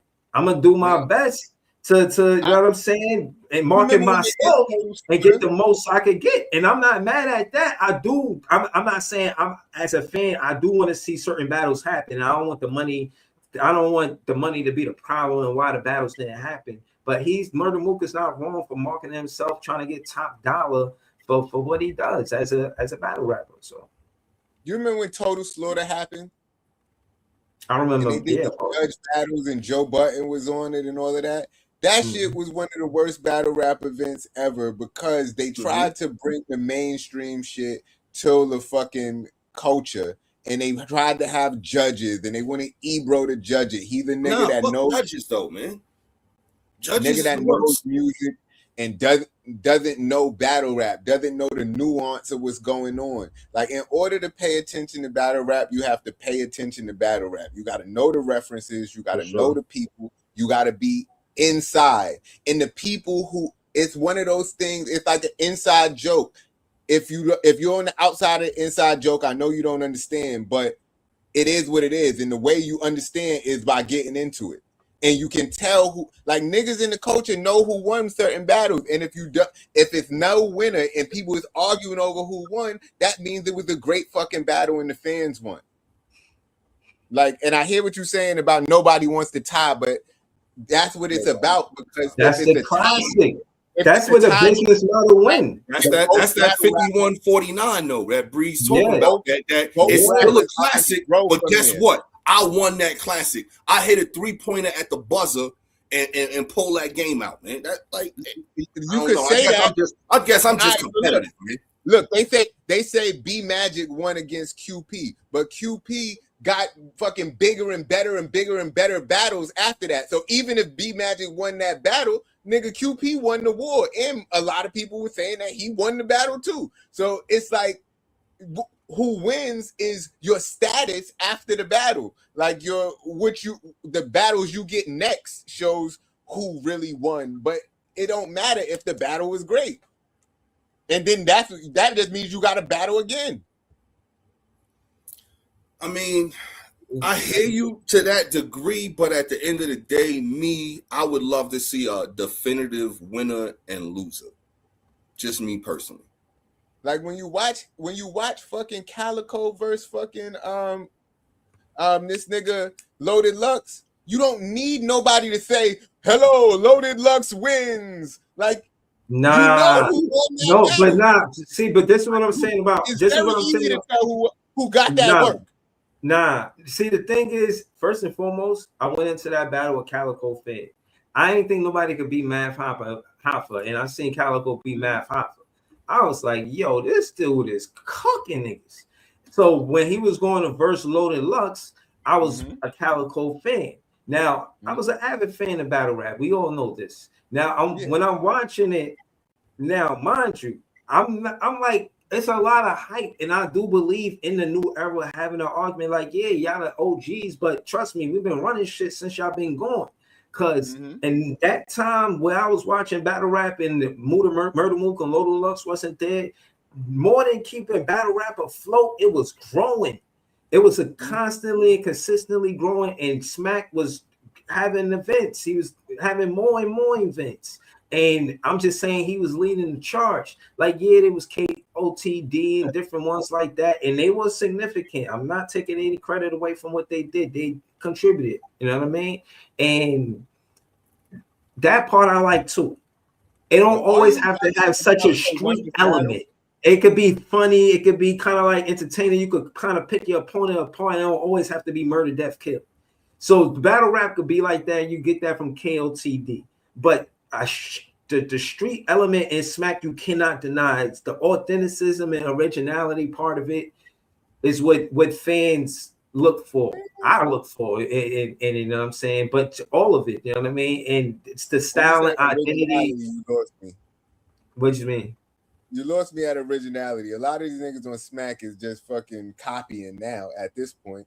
A nigga, the most original shit I seen was the nicest battles. You saw those? The ones where they not even Those dissing are each other, they hilarious, compliment each other. Because I feel like that's fucking harder to do than anything else than what I'm seeing a lot of these niggas do now. Because dissing a nigga is easy if you watching every other battle of a nigga dissing somebody and you say the same thing he said but say it a different way. But these niggas is figuring out ways to compliment the next man. Like, that's creative as fuck. Like, people are pushing the culture, and people. Smack said you can't copy respect, but he went off YouTube and let niggas copy respect. He's a businessman, bro. They was trying. Look, you gotta realize it's, and again, he was saying YouTube. That's why I said I wish I could have pulled up the content. He was saying YouTube was taking too much of a percentage. That's why he wanted to go a different route too. And when he went to caffeine, I think it was more than fucking Cots and that and fucking what's his name? Them niggas done went YouTube and blew up. Why the fuck Smack ain't do that first? But I guess that he paying 1,000 too. He paying 1,000. Right. It's a whole production. He's calling it a movie. Remember, he's like, yo, it's a movie. It's a movie. Smack could have been the original streamer before streamers. Yeah, but again, the cost of doing business is totally different. You know what I'm saying? He got a payroll where all this dude got to do is pay the light bill to keep the internet going. And the internet, you know what I'm saying? Like, it's totally different. Yeah. And that's what we were saying. Not to switch lanes, but that's what they were saying. But wait, back to the Lux versus Calico shit, because you said a long-winded shit. You trying to tell me that Calico won that battle? I was rooting for Calico watching that battle. After the battle, after the battle was over, you came out that battle and said, Calico might have won this. He was indifferent. I definitely held Loaded Lux. I hold it against Loaded Lux that he didn't finish first round. You talking about all first round? You're supposed to finish your first round because I was rooting for Calico. So again, I had to kind of give it a Loaded, but it wasn't just that simple, bro. He not gonna say it right now. That's how you know he won the war. No. What I'm saying is he won the war. You're gonna get this work that Jay-Z acknowledged it, this and that, so on and so forth. But just listening to the boss, he told Loaded Lux, son, you have a reversible German guard dogs. When he told that nigga that you could sense the tension thicker than German guard dogs, nigga, he cooked this nigga Calico. It don't matter if he choked or not. The shit that he said was so much better. This is my exact point though, because Breeze is indifferent. Breeze is indifferent on this. You can't sit here and say Breeze is not a fan. Breeze is not part of the culture. No, you know what I'm saying?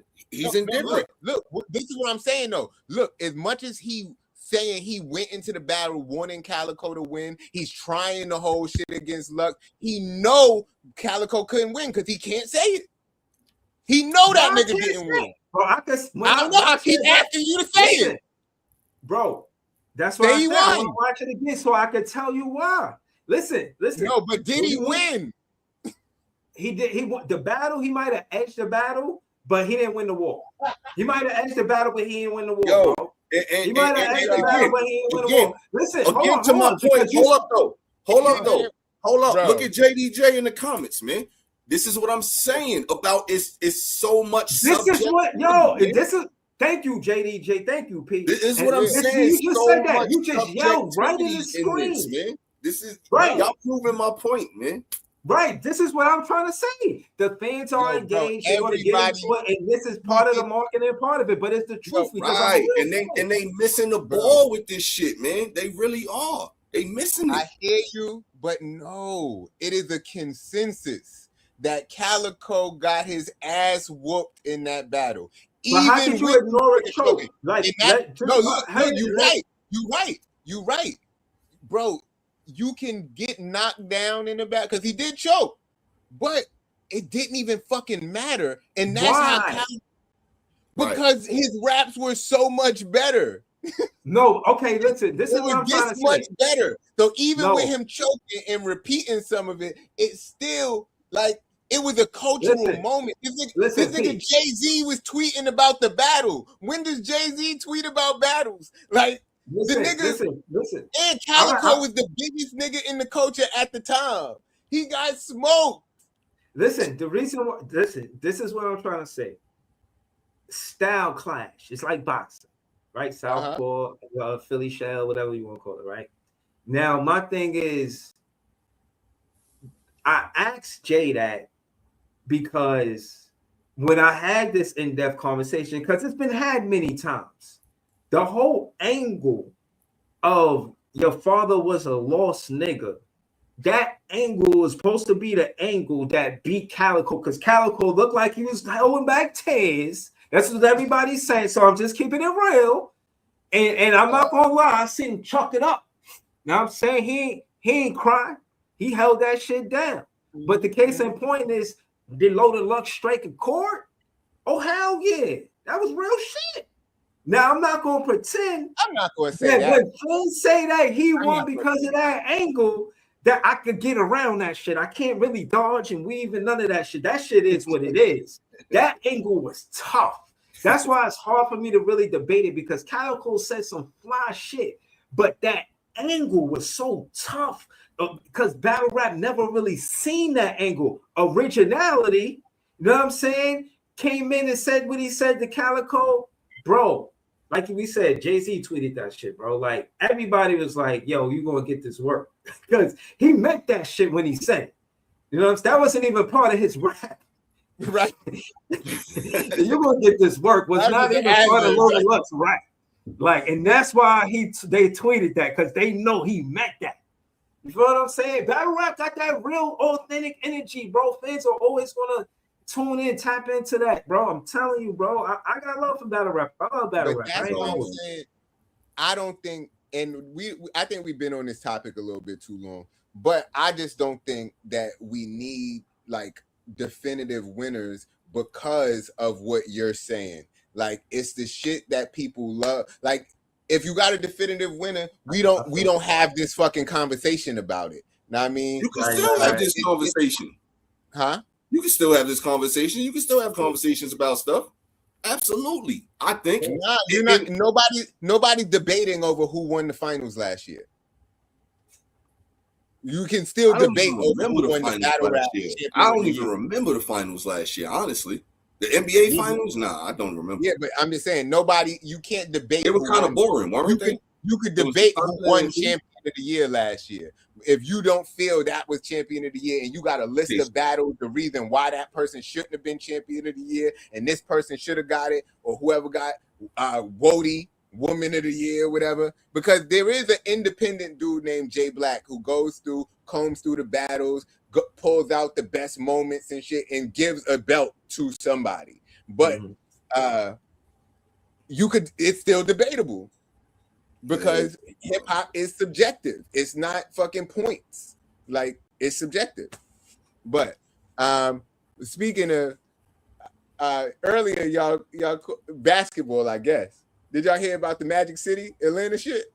Yeah. What do y'all think of that? Because I'm confused.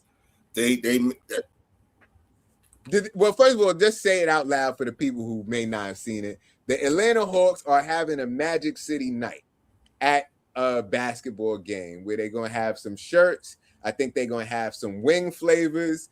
T.I. supposed to be performing. Is it good to have Magic City night at an NBA game? Yo, Magic City is one of the most respectable businesses Atlanta has to offer. So they honoring the community, they honoring the business, they not discriminating over, Whatever it No, is, I they don't do know. there. I don't know. People Explain do- to me people what's do. Magic Some City. people do I just don't go there know. for the wings. You know that, I right? don't Some know. I people don't know do what just go y'all there talking about. What's Magic City? Where's this place? What's so divine about it? It's Explain called to me. Magic City, but it ain't Disney World. Nah, it's a script club. It's a script club. Okay, Not a okay. strip. A Big script. booty strippers. It's a script club. That's what Now- it is, man. Now, what I will say is that the NBA is supposed to be a family type of, you know what I'm saying, atmosphere out there. You're going to bring your kid, first kid. Imagine, here I am with my son bringing him to his first NBA game. How old is your son? He's 15. He's 15. This is what I'm saying. You got to get, because depending on the age, it might No, be. I'm saying hypothetically. I brought my son to a game before already, but I'm just saying hypothetically. I'm saying if you got a 23-year-old son, Right. it may not be frowned upon. It may be considered an appropriate gift. Yeah. So you got to Depending on how get you- the text to the people. But you don't want the fans to leave at halftime because they trying to beat traffic, trying to get to Magic City. You know This is Adam Silver's fault. This ain't the Atlanta Hawks' fault, man. Y'all looking at this. You can't be mad at the Atlanta Hawks for, again, like I said, shouting out a reputable business in the community.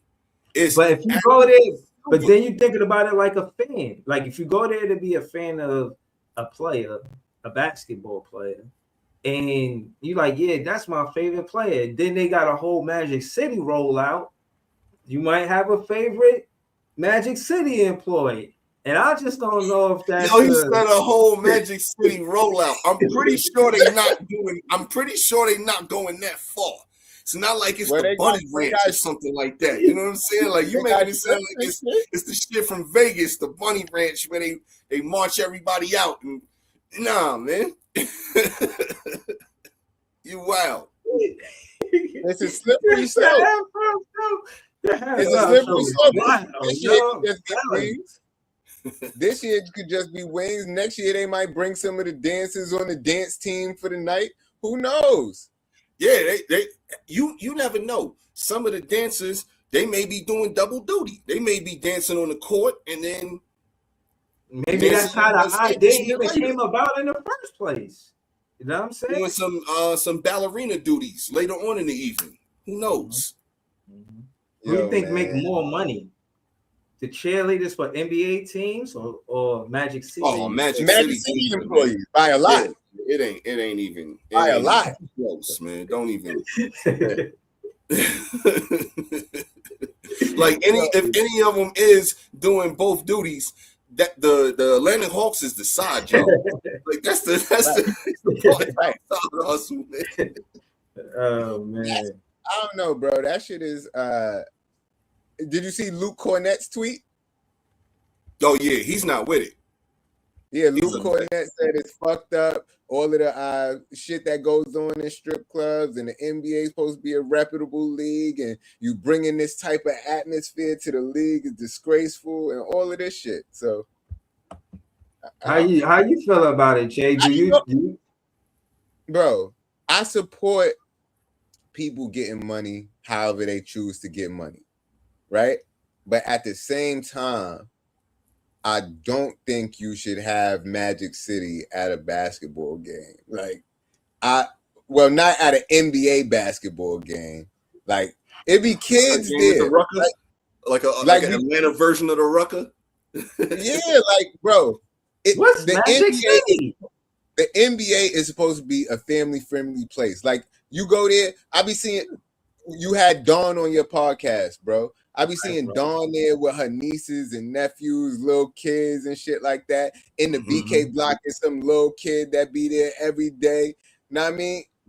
Bro, Magic City? Come on. You trying to avoid those conversations. You know, as a parent, somebody, you know what I mean? You don't want to have those. You don't want to explain that. It's not like you taking them there. You taking them to they gonna want to go. They're gonna be like, these are some great chicken wings, Dad. Can we go to Magic City every imagine Sunday? What else they got? Do they have a magician pulling rabbits out of his hat? Magic City sounds amazing. Right. But they call it Magic because of the wings. They call it Magic City because of the magic wings, right? Isn't Then you this the gotta NBA's explain fault? that. Though? Like for real, isn't this the league office's fault? Because think about it, all these promotions and stuff like that have to be ran through the league office in whatever sport it is. So how does this one just go across somebody's desk and yeah, we're okay with this? See, and the thing is, I'm not How from does that Atlanta. happen? So maybe some niggas from Atlanta need to tell us how, because they say that Magic City is super duper and strip clubs are super important to the ATL culture. And like we was just talking about with battle rap about the culture, you can't let people outside the culture dictate the culture. And I get that part of it, but that shit just don't seem right for a, like, the NBA, a fucking, I don't know, it just doesn't seem right. I feel Especially, like James Harden next team. knowing That's all what I the shit see. that goes James down Harden. in strip clubs, not even the good legal parts of it, like the shit that happens at strip clubs, period, like the other shit, the underworld part of it. Yeah. But they already getting in bed with gambling and shit like that, and you know the underworld aspect of that as well. So, Cement shoes. like I keep saying, it's a slippery slope, and it looked like it's going downhill. Right. Right. And I'm not gonna lie. Do you make that connection? I connected dots the same way now that you mentioned it. Yeah, you're supposed to separate that, especially with children. You know what I'm saying? You're supposed to keep them in a safe situation. There's stories where people stayed out of the streets, stayed out of negative elements in their life because of basketball. You know what I'm saying? Basketball helped them do that. It's funny. Bring the family out for Players Club night. The first thing the fans get to meet Dollar Bill. That's crazy, right? Yeah, pretty right, yeah. That's crazy. That's nasty work to me. But the hoodie was dope. I seen the hoodie. The hoodie is a nice hoodie. The wings are probably fire. The wings But are fire, I heard, man. My thing is just, if this what they doing now, then what's next? Yo, you gotta ask Adam Silver and his people, man, because I ain't mad at the Hawks at all. You think about how much money the Hawks have made Magic City and Magic City has made the Hawks for the last 30 years. Ungodly amounts. I guarantee you some of the most money dropped in Magic City was from Hawks employees. You know what I'm saying? So Or like James Harden after a Hawks game. right. Like, yo, the Hawks, your team ain't even in town. James, what you doing here? Oh man, I'm just here for some wings. Just I think the he wings. retired. How he retired the in, man. man Lou Williams got the name Lemon Pepper Lou? Because I he think he snuck out the retired. bubble. He snuck out the bubble to go to Magic City to get some wings. Yeah, all right. He just got some wings for sure. Lemon Lemon Pepper Lou. Pepper Lou, man. Like, Ridiculous. man. Shit is crazy. Yo, y'all seen that Will Smith and Chris Rock is about to have a sit down? Yeah. I know what I think it'd be solid. I think it'd be feel solid. about Chris Rock could be there like this. He'd be like, yeah, And then slap the What? shit. And then say, Time out, shoot real Brooklyn quick. right after you. That's what I want to see. That's what I would see. They can Nah, sit they down did. very cordially and calmly. Start throwing rocks. Nigga got rocks in his pocket. Sit down with you. Nigga. Right. Nah, we kind of all on the same page with that one right there, though. Yeah, Man, no, for real. yeah, When I seen nigga. that shit, I was like, yo, for real? He agreed? Sit down. Like, it's going to be interesting, man. Yeah, all right. Yeah. Don't make it a live feed, please. And let them It's have going a to be on, super chat. I think ABC is picking it up. Let me see. I had just read that shit of who. Oh, picking it up. ABC? That's Yeah, real ABC. money. Yeah, ABC is picking it up. So, Man, Chris Rock. Ain't you know, they probably going to have somebody sitting in the middle of them being the intermediator. Ain't no fucking way. Sit across Yeah, from this right. guy. This guy, he took steps. It wasn't like he was right next to him. Dude got up out of his seat. All that. And he like, yo, I'm on stage. Like, I know this nigga ain't finna. Nah. And you want me to sit down with him for what? For money? It could only be money. So you Right. basically could, know what I mean? No. Nah. Or it's a setup. You know what I'm saying? Like, and you gotta Like, realize, in my opinion, I think I would say it's wrong, but I'm stirring the pot because it's the Stir the Pot show. Like, bro, I just think if he do accept it, you gotta flip the script. You got to. I'm not mad at him accepting it. I'm mad at him getting through a whole interview. And don't make this shit no video.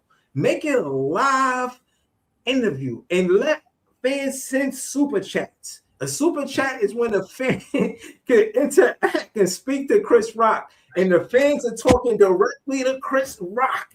I ain't gonna say what the fans, but I do know if they gonna make this right, they gotta make it a live feed, not a video. Gotta make it a live feed. Yeah, and Chris Rock gotta slap him back. If Chris Rock do not slap him back on camera, this was a whole waste of time. And I wanted to be like in the middle of an apology. Like, yeah, I just wanted to, just it gotta come off the hip, boom. And then they can finish talking after that. You know what I mean? But other than that, Mm-hmm. So you think? So after now, that, you really think it's gonna be talk? I think now it's gonna let's be talk on scrap after that. And now we no, done, you know. No, listen. Nah, start that pot for real. Because real talk, if you was that cool to slap me and go sit back down, just hold that. No, they really got a whole thing where niggas stand there like this. You know he gonna slap you. He like this by your face, like they got slap challenges. And I think Chris Rock should start the interview like that. Chris Rock should be the one that start the interview. Like, if you want to have this interview with me, let me slap the shit out of you right now. You know what I'm saying? Yo, like, I want Chris Rock to tell him, like, yo, if you want to have this interview with me, let me slap you, bro. And I want to see what Will Smith say, like a gentleman. Like, you know how they used to do in the prank. I think France, they said they used to take the glove and I don't want to see none of that shit either. You know what I'm saying? I want Chris Rock to, you know what I mean? Just keep it real. Comedian. He's a comedian by nature. Like, I just don't see this going right for Will Smith. Will Smith, back out. Back out, Will Smith. Tell him you change your mind. I feel like in order for this to go down, Will Smith do need to do that. Step up to the podium, put his hands behind his back like this, you know what I mean? And just let Chris get his back. Because he had to eat that for 2 years. Just sit with the sting. Niggas talking about it every day. Still feel his fingertips to this day. He just got to come to the podium and allow Chris Rock to get his lick back. You know what I mean? Tony Rock gonna be in the background. I know Tony Rock gotta be there. Tony Rock, that's Chris Rock, bro. He gotta have Tony Rock there. Like, yo, I don't know. Will Smith might do some more shit. Like, how I'm supposed to know he in the right space of mind? I didn't know he would do that. I was just trying to crack a joke. He might, you know what I mean? I need my brother to be there. I need Tony to be there. You know what I'm saying? I might need protection, you know. So I don't think Will Smith gonna act up with Tony there. Tony, you know what I mean? He's gonna be right there, you know what I mean? And then have Chris Rock there talking to Will Smith. And realistically, I guess ABC trying to get a fans like out. Somebody got audio on the background. I hear that feedback like crazy. That's Jay again. I don't know what you're talking about. It's something that be going on in your spot that be giving feedback when Breeze talk. Like it happened a couple weeks ago too. I know y'all told me, but I don't hear shit. Yeah, it's just when Breeze talk. Now I don't hear it, but it was a paper over the microphone then maybe, or over the speaker.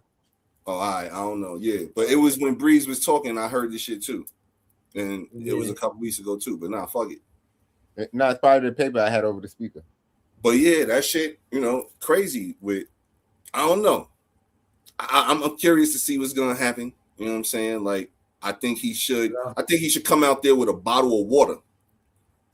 So that way, right before he, you know what I'm saying, walk out there, he pour the water on his hands. So that way, when he get that smack, it's that extra sting. You know what I'm saying?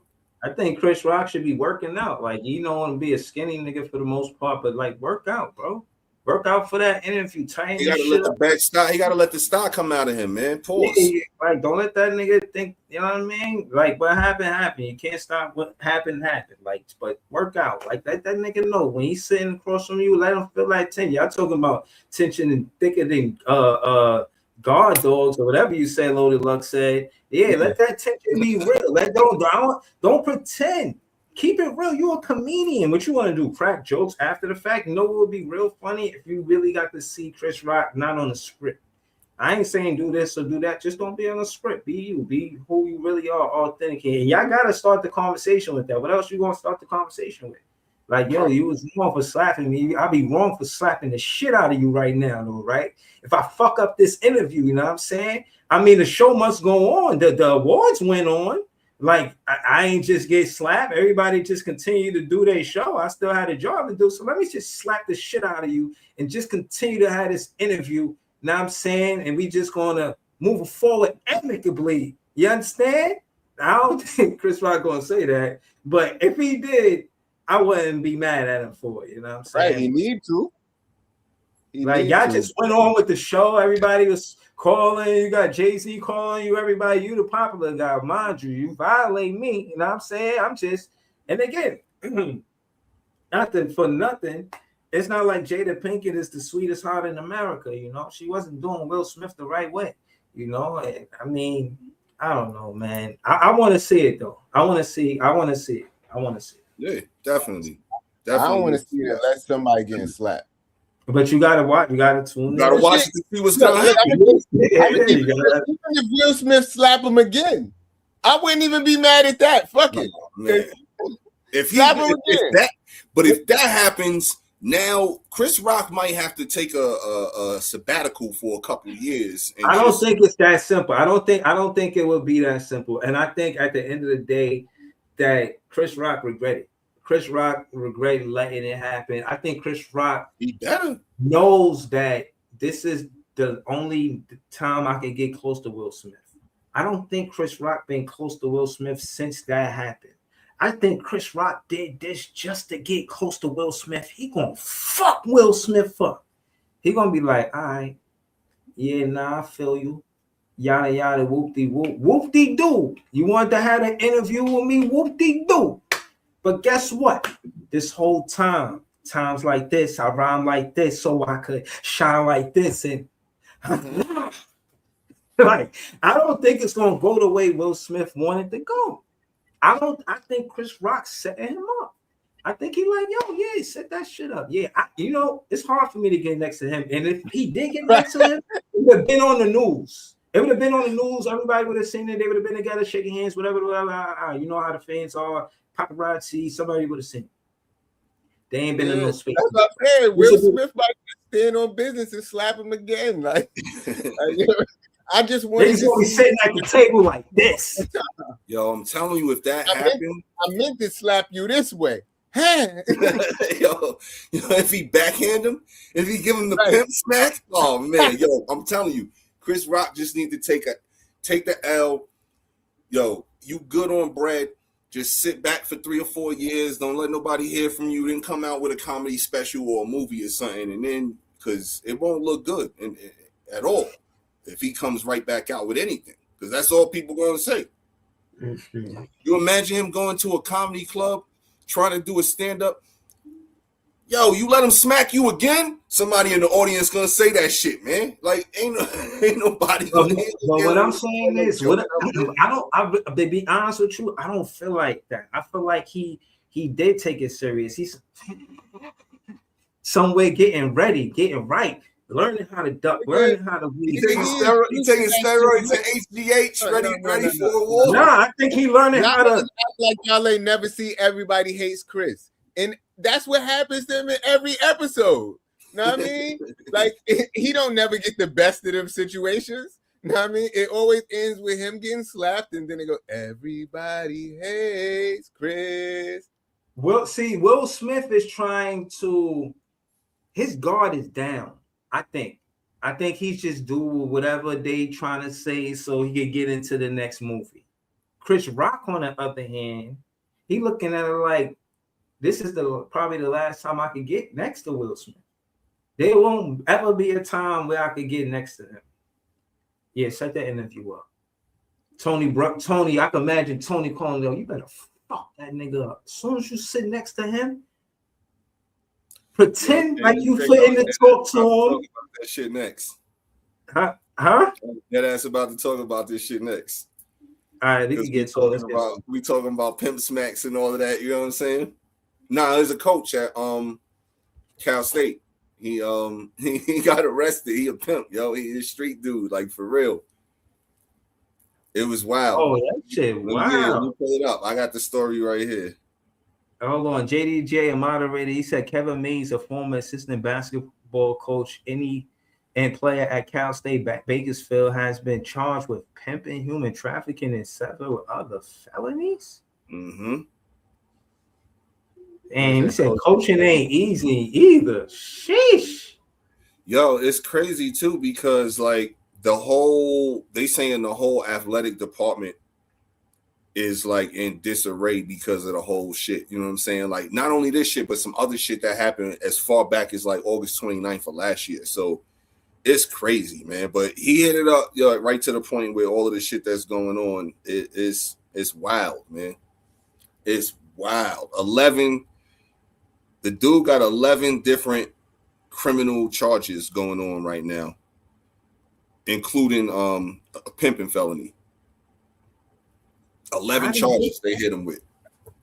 He got all of that with spare time to pimp. You got to coach over 10 players. You got to be a coach is around the clock. Taking calls when you don't want to, being there for the family, real talk, you really involved, you heavily involved, you're doing all of this, you're buying sneakers, you're going on the road, playing at home, being at practice, after practice, making sure all of the players is on schedule, calling, seeing about the bus, making sure the schedules is right, getting the food, catering, all of this stuff that you got to do. And on your side, y'all, you pimping? This nigga's Batman. What can I say, bro? Like, what is there to say, bro? Like, but why? Like, I would think that your salary is, say, you making paper, but I was just about to say, at Cal State Fullerton as an assistant coach, you might not be making a ton of bread. So, like we was talking about the Magic City dancers and the Atlanta Hawk dancers, coaching might be the side job and pimping might be the real job, man. Never know. He got an off season in basketball. Ain't no off season in pimping. Listen. I ain't never heard nobody in that line of work off season. Ain't no preseason, training camp, playoffs, none of that stuff. It's a year round training camp with them, man. Damn. Training camp is definitely a thing. God damn. It's the oldest profession in the world, man. Mm-hmm. It's crazy, man. But yeah, when I read that earlier, because I just saw that today, I was like, whoa, man, there's a spicy tamale pepper to put in the pot right there, man. Shit. Speaking of people getting pimp slapped, this nigga J. Cole got pimp slapped by Sci-Hi the Prince and still ain't responding yet. God damn. What happened? This nigga dropped one of the most scathing diss records I've heard in a long time. And the crazy part is, it's not even scathing. It's not even fucking like T. Like, because we didn't even really talk about T.I. Son record, but that shit was hot. It was a nice display of rapping, but you know, it was mudslinging in it, talking about you beating your wife and calling him a firebug and you burned down your ex-wife house and this, that, and the third. On Sci-Hi joint, he was just strictly rapping better than a nigga and telling him, I rap better than you and I don't like that shit you said 3 years ago. And you said it and I'm responding to it right now. And just hot bars. Nigga said, I get stabbed in the. I'm so used to getting stabbed in the back. It feel like acupuncture. Wow, there's a bar. It's a bar right there. Yeah. That nigga said, I done put more hot fire on wax than Kwanzaa. That was And tough. not to go over your yarmulke, but Hanukkah the only thing that my bars mitzvah. Mm.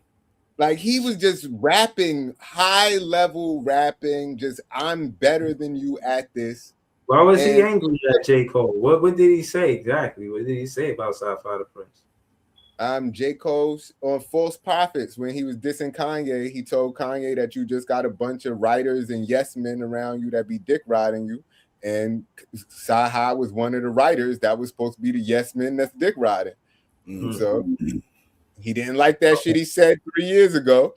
So he had something to say about it today.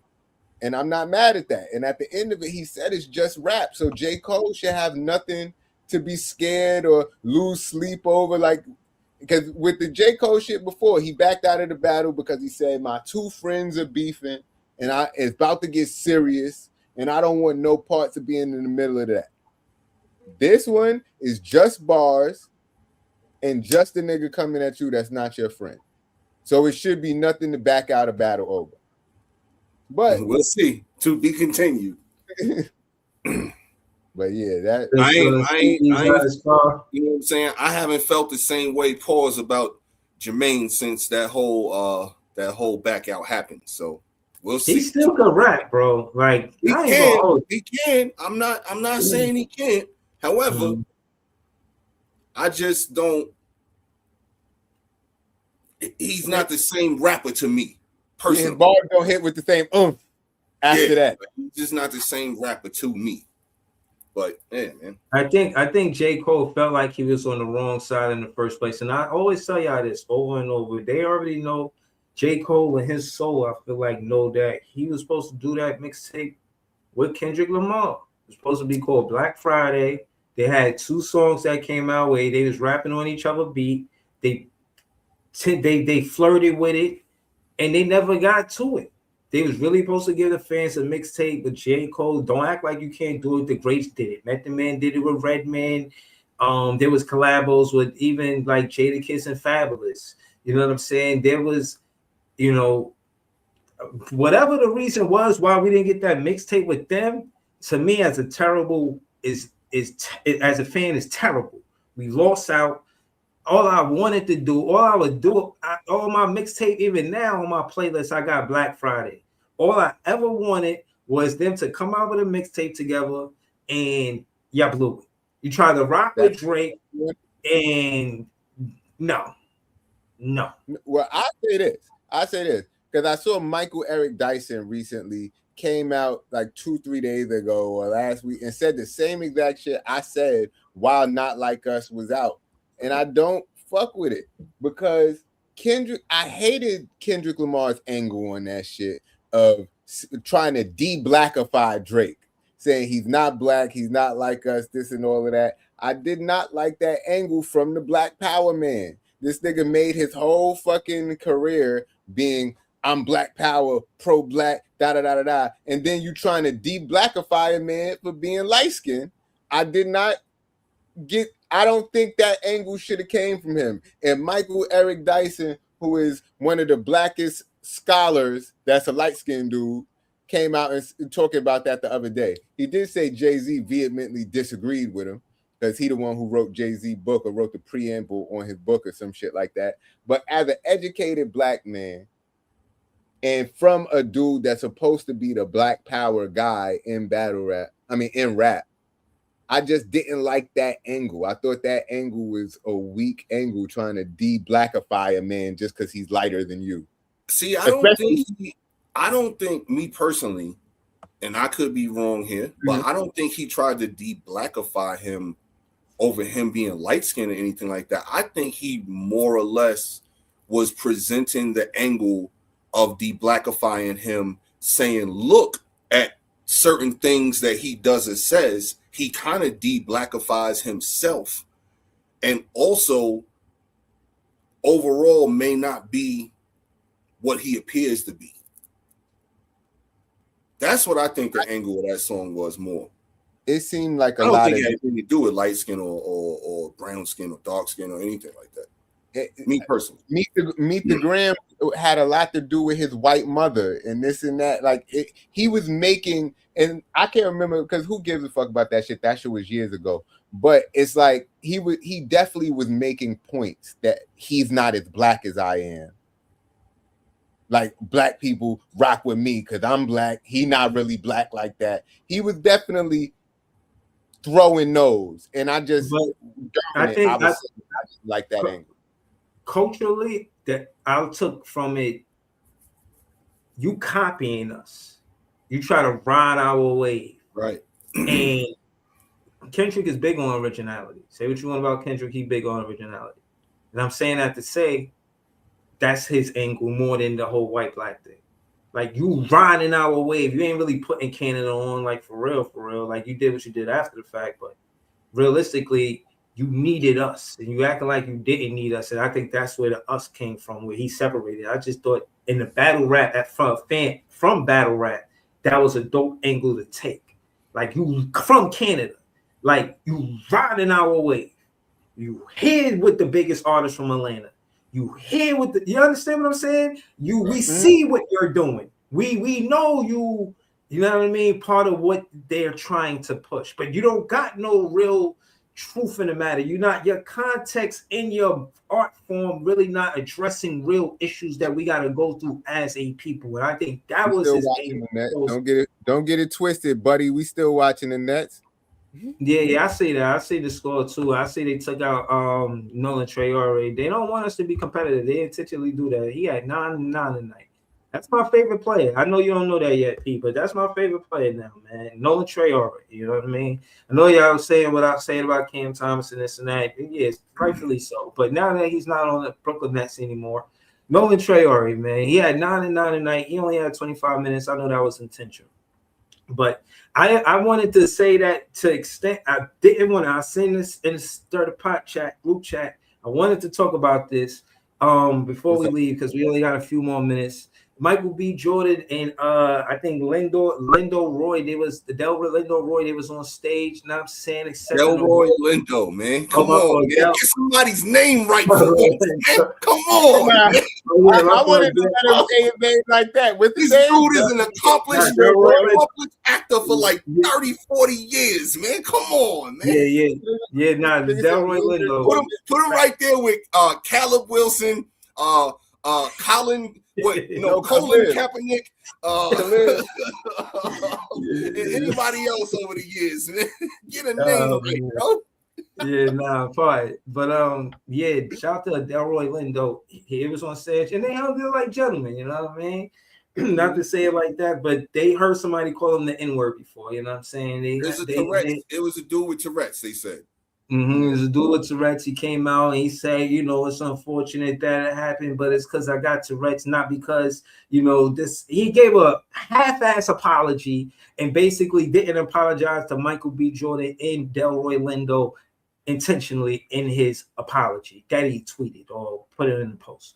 And I'm saying that to say, I mean, you could have apologized, but you didn't. And I feel like because he didn't apologize, I feel like as much as we want to say that it was so much of it's the perfect cover up. Like, who's gonna know? Like, nobody's gonna attack you after this, but we can have our opinion. Say, I don't believe that shit. I think you meant to say that, dog. And if he didn't, I'm wrong. But come on, man. I only want black people on the stage because I heard he shouted some other shit too.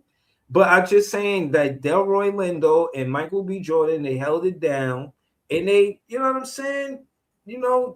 Carried on the business. And I think it was supposed to be a distraction because they know that Sinners movie was I'm going to say it, a 10 out of 10. And they don't want to talk about why it was so good, how they broke down and articulated how the culture, not to say fans like Drake, but different cultures see our culture, try to absorb it, make it theirs, try to give credit to their people instead of ours, and instead of them trying to acknowledge the reason why this movie won the award, they try to make this situation bigger than that. But no, you're gonna get this work. In the words of Loaded Lux, Sinners was a 10 out of 10 movie, and it showed and they articulated what they've been doing for years, trying to make our music theirs. And no, same shit with K-pop. Some Asian content creator came out and said, yo, we get this from African American music. You know what I'm saying? We got to keep it real. Like, bro, they know what's up. So, yeah, nice try. You know what I'm saying? And you didn't apologize for me to say that your apology is accepted. You apologize to yourself. You basically said, I got Tourette's and I apologize for that and be gentle with me, but you know. But do you know how Tourette's works? I'm not 100% on how Tourette's works, but so they don't have an interlocutive, essentially. So we have interlocutives on what we can think shit, but not say it. They struggle mightily with that interlocutive. So he may have thought intrusive thoughts to say, that, but nothing stopped it or controls it. But why they always yell obscenities? Like usually when I'm watching, when I see it, it's not like they're just yelling out stuff. Right. It's like I don't see people yell Twitty twister, suck about like why is it just that stuff? Like if it's stuff that they know they're not supposed to say, can they control it? No, I don't know. That's the part that I don't know. I know like the surface of it is that's what it is. And also, not only is it that, but they also have very, very extreme forms of OCD where they have to do things multiple times before it's considered done. Like stuff with like locking the door. Perfect example, Mahmoud Abdul Rauf. Great player back in the day.